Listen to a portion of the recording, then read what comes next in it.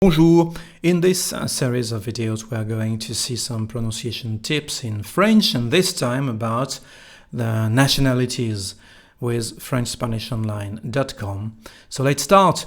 But first, if you want, you can go to this address and review the vocabulary. You remember that if you click on any words on the blue rectangle here, you will have the French pronunciation. And then we can start. Here is the conversation. You remember how we work. The first time we are going to pronounce it exactly when you speak at school. And now, a French conversation. So, tu es de quelle nationalité? Je suis français, et toi? Moi, mon père est français, mais ma mère est anglaise. Et comme je suis né en Angleterre, je suis aussi anglais. Oh, d'accord, tu parles bien français. Moi, je suis né ici en France, mais je n'habite pas. Je vis à New York. J'y suis allé plusieurs fois, j'ai de la famille là-bas. Super, quand tu y vas, tu devrais passer me voir. C'est sympa. Merci pour l'invitation. So let's start now with the first sentence, because as you can hear, it lacks of liaison. So the first sentence is tu es de quelle nationalité? You remember the sound U to say tu, the pronoun you, est, the verb, we don't pronounce the S, de, quelle. Quelle is the feminine form, and the masculine is Q-U-E-L. So why here we need a feminine form? Because nationalité is feminine. There is an agreement between these two words, so that's why. But for the pronunciation, actually, there is no problem because it's the same, quelle, in both cases. So let's see where we have a contraction. Well, if you remember the lesson about the verb to be, you know that instead of saying tu es, here we are going to say t'es. And in this case, we also add the third word of our question, the word de, here. And we have, for these three words, t'es.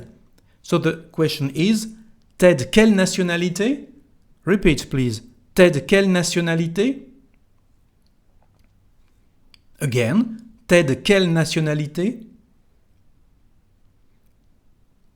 Je suis français, et toi? So, je, with a soft J, as we call it in French. Suis, we don't pronounce the last S. Français, here you remember this letter C, we call it un C cédille. Cédille because this sign is une cédille in French. And the behavior of this cédille is that the letter C becomes S. That's why we say français and not franquais. Toi.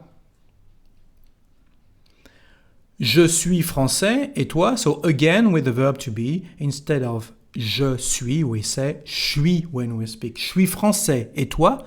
Repeat, please. Je suis français, et toi? Ma mère est anglaise. Ma mère est anglaise. You can hear the sound here like Z or Z. It is the feminine form of this word, anglaise. And in one point, actually, in France, we prefer to use the word anglais and anglaise rather than British, actually. We've got the word British, Britannique. We call it, but we use it, but like a synonymous, actually. We don't really use the word to translate British. We prefer to say anglais et anglaise, even if we know that it's not correct. But that's the way we speak, anglais, anglaise. And here we have a liaison between the T and the vowel. So we've got est anglaise, est anglaise. Ma mère est anglaise. Ma mère est anglaise. So here, ni is like a word, ni. Habite, we don't pronounce the letter H. Vie, from vivre, to live. And New York actually is a mix between English and French. We say New York. So here you remember that when we have a negative form in a sentence, we don't pronounce the first part, the ne part. So here we don't have ne, we have an apostrophe. We don't pronounce it. And now that we don't pronounce it, we have a contraction between je and I. So these three words become j'y. J'y habite pas. J'y habite pas. And a second contraction here, instead of je vis, you can say je vis. Je vis à New York. If you don't want to say je vis, you can say je vis, but in this case, we have a new liaison here between S and A, and you will say je vis à New York if you don't want to say je vis. But if you say je vis, there is no liaison. Je vis à New York. So the whole sentence is j'y habite pas, je vis à New York. Repeat, please. J'y habite pas, je vis à New York.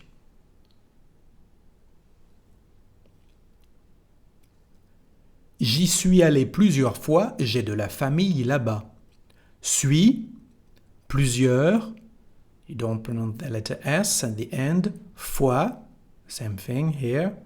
Famille, so here there is a rule about this word when you have the letter I, double L, E, so we in French I, L, L, E, the sound is I. Here, the sound is I, and it's a rule, famille. But we have some exceptions like the word ville, town, city, and the number thousand, mille. But most of the cases, the sound I, famille. Là-bas, over there, we don't pronounce the S.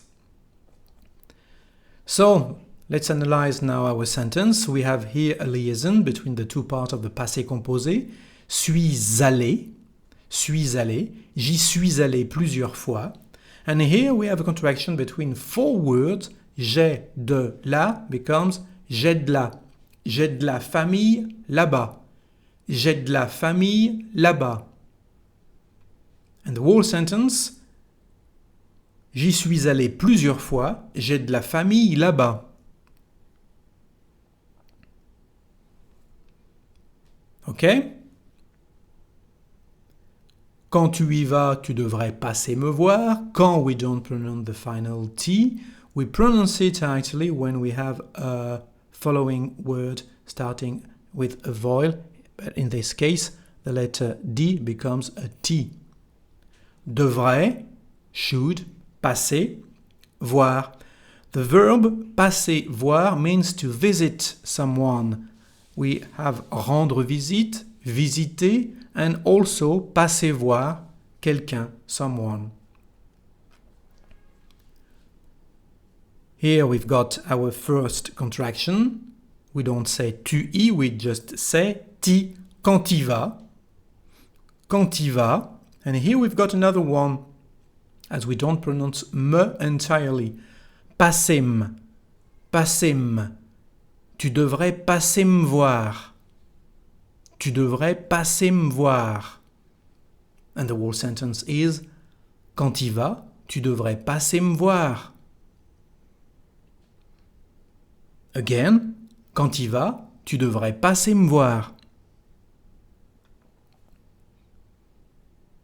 So the whole conversation now, the way we speak in France, and we are going to repeat it sentence after sentence and then the whole conversation. So let's start. T'es de quelle nationalité? T'es de quelle nationalité? Je suis français. Et toi? Je suis français. Et toi? Moi, mon père est français, mais ma mère est anglaise. Repeat, please. Et comme je suis né en Angleterre, je suis aussi anglais. And the whole sentence. Moi, mon père est français, mais ma mère est anglaise. Et comme je suis né en Angleterre, je suis aussi anglais.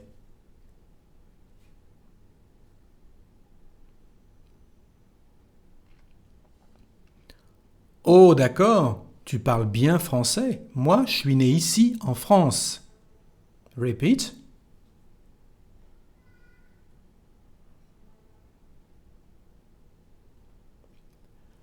Mais j'y habite pas, je vis à New York.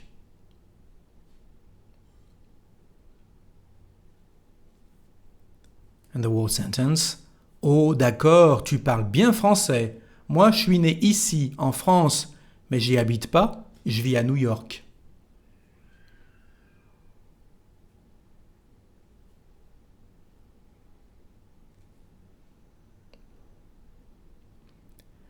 J'y suis allé plusieurs fois, j'ai de la famille là-bas.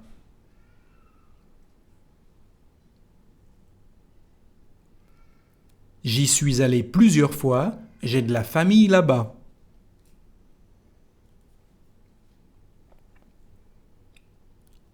Super, quand y vas, tu devrais passer me voir.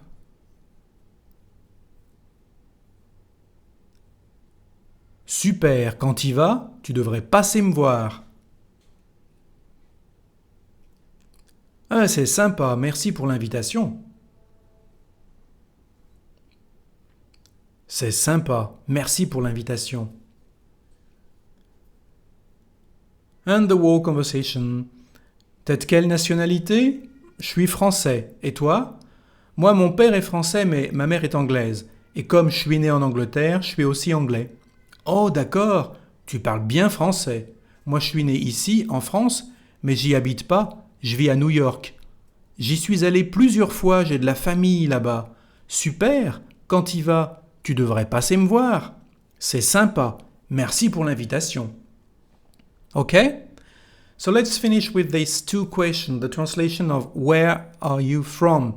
You know that in French you can say where are you from, you're from where, you are, etc., etc. So we have many ways to translate a question in French, but the most common is this one, tu es d'où, with the contraction is t'es d'où, and the plural or formal, vous êtes d'où. So we have t'es d'où or vous êtes d'où. However, if this question is correct, it is a bit weird or really rare to hear in French that you say I am from France, for example. Je suis de France. No, we prefer to say je suis français. So if someone say t'es d'où, you can just say je suis français or je suis américain, je suis anglais, je suis japonais. But you don't say je suis du Japon, je suis du Canada. Not really, actually. Okay? That's all. So I hope that you really improved your pronunciation with this lesson. But now, c'est fini. Au revoir et bon français.